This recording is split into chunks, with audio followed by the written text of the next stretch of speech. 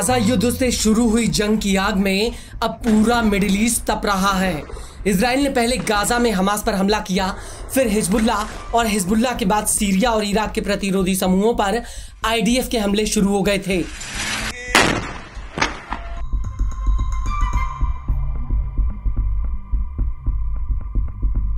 हालांकि इस पूरी लड़ाई में ईरान की बनाई हुई प्रतिरोध की धुरी ने इजराइल को कड़ी टक्कर दी है।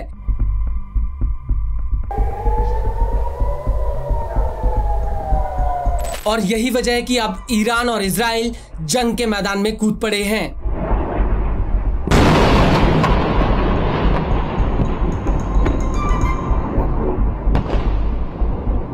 दुनिया की सबसे मॉडर्न एयरफोर्स होने के बावजूद भी इजराइल ईरान की मिसाइलों को रोकने में नाकामयाब रहा है। तेल अवीव से लेकर इजराइल के अलग अलग हिस्सों में ईरानी मिसाइलों ने कहर बरपा कर रख दिया है।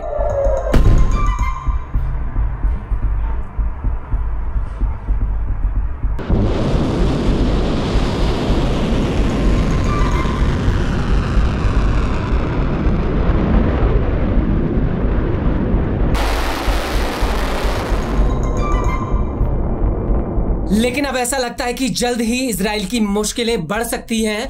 वो इसलिए क्योंकि इस जंग में अब यमन के हूती की सीधी एंट्री हो सकती है।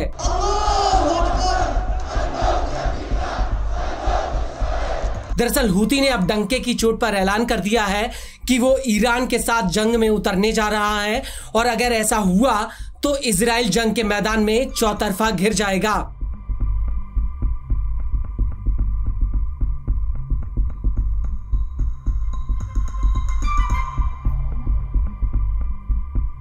आपको बता दें कि हूती के नेता मोहम्मद अल बुकैती, जो हूती की पॉलिटिकल ब्यूरो के सदस्य हैं, उन्होंने अल जजीरा मुशाबर टीवी से कहा है कि इजराइल के साथ सैन्य संघर्ष में हूती ने तेहरान के साथ समन्वय शुरू कर दिया है।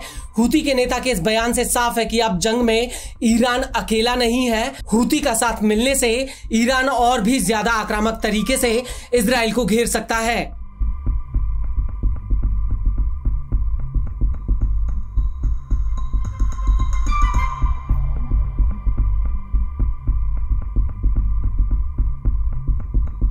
लेकिन सबसे बड़ी बात यह है कि ईरान और इजराइल के बीच सीधी लड़ाई की शुरुआत के बाद मिडिल ईस्ट में हूती इकलौता ऐसा संगठन है जिसने सीधे ईरान के साथ जंग में उतरने का ऐलान किया है।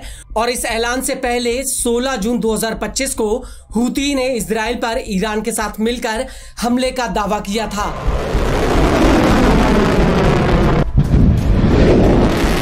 हालांकि ईरान और इजराइल के बीच सीधी लड़ाई छिड़ने से पहले हूती लगातार इजराइल को मिसाइल और ड्रोन हमलों से दहला रहा था।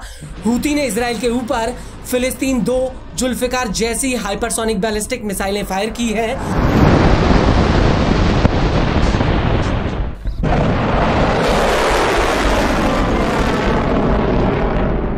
जिन्हें इजराइल का एयर डिफेंस सिस्टम आयरन डोम रोकने में नाकामयाब रहा है। और गौर करने वाली बात यह है कि यमन और इजराइल के बीच करीब 2000 किलोमीटर की दूरी है, लेकिन उसके बावजूद भी वो इजराइल के सामने चट्टान की तरह खड़ा रहा है। हूती के पास सीमित संख्या में लड़ाके और हथियार हैं और छोटी सी फौज के दम पर उसने इजराइल को नाकों तले चने चबवा दिए हैं। हूती का साफ कहना है कि इजराइल गाजा और ईरान में जंग रोके तभी उसके हमले रुकेंगे। और अहम बात यह है कि पिछले 3 महीने यानी मार्च 2025 से लेकर अब तक हूती इजराइल के ऊपर 44 से ज्यादा बैलिस्टिक मिसाइलें और कम से कम 10 से ज्यादा ड्रोन अटैक कर चुका है। हूती ने इजराइल पर हमलों के मामलों में सबको पछाड़ दिया है। हूती लाल सागर, अदन की खाड़ी और अरब सागर में इजराइल से जुड़े जहाजों पर 500 से ज्यादा हमले कर चुका है।